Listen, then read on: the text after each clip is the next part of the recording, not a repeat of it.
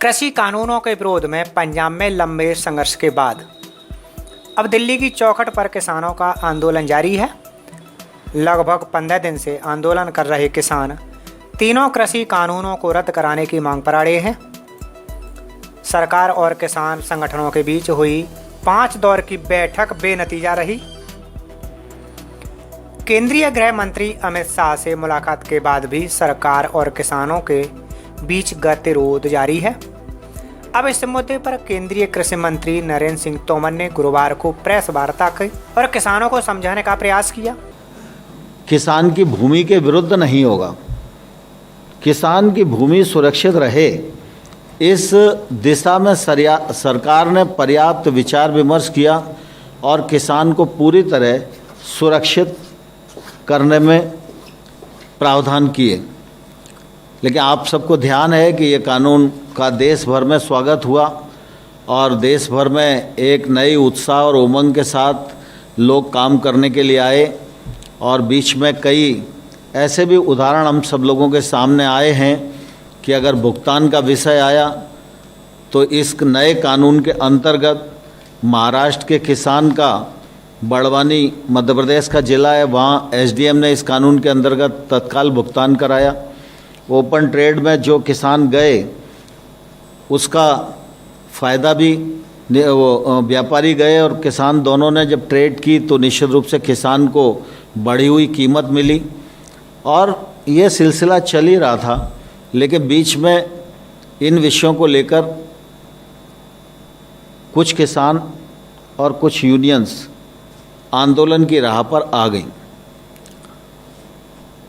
पंजाब के किसान यूनियन के जो लोग थे उनके साथ 14 अक्टूबर को सचिव के स्तर पर बातचीत हुई।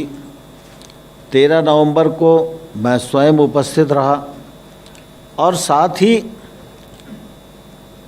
हम लोग लगातार चर्चा के लिए तैयार थे। विषयों को लेकर वार्ता चल ही रही थी और इसी बीच में 26 और 27 के आंदोलन की घोषणा हो गई। फिर हम लोगों ने 3 दिसंबर की बातचीत का निमंत्रण किसान यूनियन को भेजा।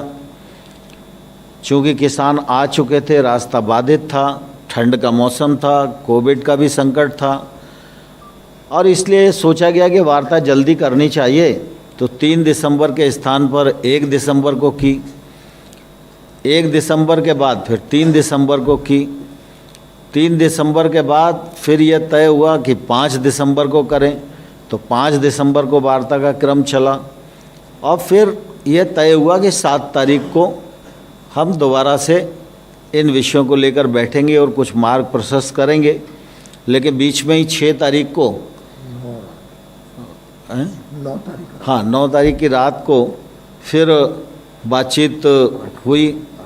8 की रात को बातचीत हुई और बात में फिर एकदम ऐसी परिस्थिति बनी कि उनकी तरफ से कोई सुझाव आ ही नहीं रहा था। तो अंततोगत्वा हमको ये लगा कि भाई किसानों के कुछ मुद्दे हैं और उन मुद्दों पर उनके मन में शंका है। तो चूँकि इतने दिन चर्चा हो चुकी है और कुल मिला के वो आखिरी में एक ही बात पर आते हैं कि एक्ट को रिपील कर दो। हम लोगों का लगातार ये आग्रह रहा कि एक्ट में कौन कौन से ऐसे प्रावधान हैं जिनसे किसान को नुकसान है, तकलीफ़ है, उनको प्रावधानवार हम चर्चा कर लें और चर्चा करने के बाद उनको कैसे ठीक किया जा सकता है इस पर हम आगे बढ़ें। किसान आंदोलन का आज दिल्ली में प्रदर्शन करते हुए 15वां दिन है। आज हरियाणा के मुख्यमंत्री मनोहर लाल खट्टर ने कई राजनीतिक दलों को खूब खरी खोटी सुनाई जो केंद्र सरकार के कृषि कानूनों का विरोध कर रहे थे। मनोहर लाल खट्टर के साथ इस दौरान हरियाणा के उप मुख्यमंत्री दुष्यंत चौटाला भी मौजूद थे। ये जो इन बिलों का समर्थन भी करते रहे हैं, इसमें अकाली दल भी समर्थन करता रहा है। कांग्रेस तो इन बिलों को पहले लेकर के ही आई है। देश भर में, चाहे वो शरद पवार जी कृषि मंत्री थे, वो समर्थन करते रहे, तृणमूल ने समर्थन किया, राष्ट्रीय जनता दल ने समर्थन किया, समाजवादी पार्टी ने समर्थन किया, बहुजन समाज पार्टी ने किया, डीएमके ने किया। ये सब पार्टियां जो यूपीए में थी इन्होंने समर्थन किया था। हमारे साथ भी जो पार्टियां लगी हुई थी उन्होंने भी इसका समर्थन किया। किसी ने पार्टी के नाते कभी भी अपने अपने काल में कभी विरोध नहीं किया। आज अगर विरोध है तो केवल राजनीतिक तौर पर कि किसी प्रकार से नरेंद्र मोदी की सरकार को यानी कैसे दबाया जाए और कैसे विरोध में स्वर पैदा किया जाए। और इन सब विषयों में धीरे धीरे सारा पटाक्षेप होगा तो आप लोग को और पता चलेगा। हरियाणा का किसान, मैं पहले भी कहा है कि ये राजनीतिक नेताओं के अलावा बाकी लोग सब ठीक हैं। राजनीतिक नेता इसमें अपना प्रदर्शन कर रहे हैं और कुछ औपचारिकताएं लोग निभाते हैं, अपनी निभा रहे हैं, लेकिन कुल मिला के हरियाणा का किसान प्रसन्न है, खुश है। देखिए, उनकी जो शंकाएं हैं वैसे तो निर्मूल हमने सिद्ध कर दी हैं। प्रोक्योरमेंट के नाते से हमारी प्रोक्योरमेंट जितनी हुई है बहुत स्मूथ और पीसफुल सारी प्रोक्योरमेंट हुई है। चाहे वो धान की प्रोक्योरमेंट 56-57 लाख मीट्रिक टन धान खरीदा गया है, 7.5 लाख मीट्रिक टन बाजरा खरीदा गया है। और हम ऐसी फसलें जो आसपास के प्रांतों में कहीं भी नहीं खरीदी जा रही हैं, चाहे वो मूंग है, मूंगफली है, ये मूंगफली पहली बार हरियाणा में उसकी प्रोक्योरमेंट हमने शुरू की है। और उससे पहले भी सूरजमुखी, सरसों, ये भी हम खरीदते रहे हैं। और हम आगे आने वाले समय में इन सब फसलों को एमएसपी पर खरीदेंगे, ये हमने आश्वासन दिया है, करके भी दिखाया। और जहां तक मंडियों का विषय, मंडियां जितनी हमारी मंडियां पहले से चल रही हैं उन मंडियों को भी हम बढ़ोतरी करेंगे, ये हमने आश्वासन दिया है। कोरोना के समय में तो हमने 1800 खरीद के केंद्र गेहूं के लिए बनाए थे। वहीं मनोहर लाल खट्टर ने कहा कि किसानों की हर समस्या को उनकी सरकार ने सुलझा दिया है।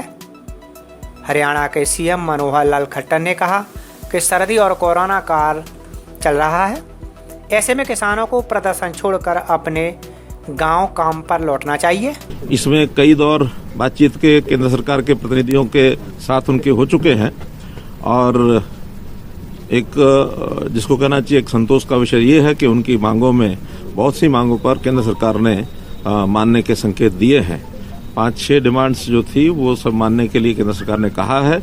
और मैं समझता हूं कि आज जैसे किसानों की बातचीत हो रही है, कुछ किसानों ने जरूर ये कहा कि हमको ये मंजूर नहीं है, लेकिन बहुत किसान ऐसे भी हैं जो इस मत के हैं कि इन बातों को स्वीकार करना चाहिए। और मेरी अपील भी है उन किसानों को कि ये जो विषय हैं, उनकी जितनी शंकाएं थी उनको दूर करते हुए ये जो समाधान किया जा रहा है ये उचित समाधान है और किसानों को अपना धरना जो समाप्त करना चाहिए। और सर्दी का मौसम है, कोरोना का काल है, इसलिए सबको जाकर के अपने अपने काम में लगना चाहिए।